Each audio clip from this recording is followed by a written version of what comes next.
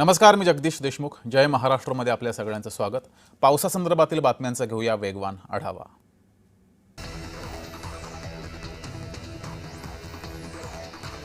वाशिम शहराला पाणी पुरवठा करणाऱ्या एकबुर्जी प्रकल्पात केवळ 10.35% पाणीसाठा शिल्लक आहे. त्यामुळे येत्या काळामध्ये पावसानं हुलकावणी दिल्यास मोठ्या पाणी टंचाईचा सामना नागरिकांना करावा लागू शकतो.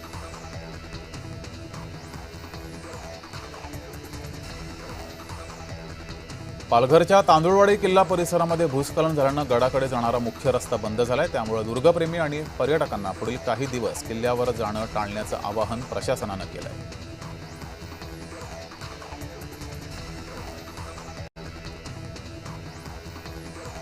अमरावतीमध्ये एप्रिल मे महिन्यामध्ये झालेल्या अवकाळी पावसामुळे शेतकऱ्यांचं प्रचंड नुकसान झाले. त्यावर राज्य शासनानं 45,000हून अधिक शेतकऱ्यांच्या मदतीसाठी 84 कोटी रुपयांच्या निधीला मंजुरी दिली आहे.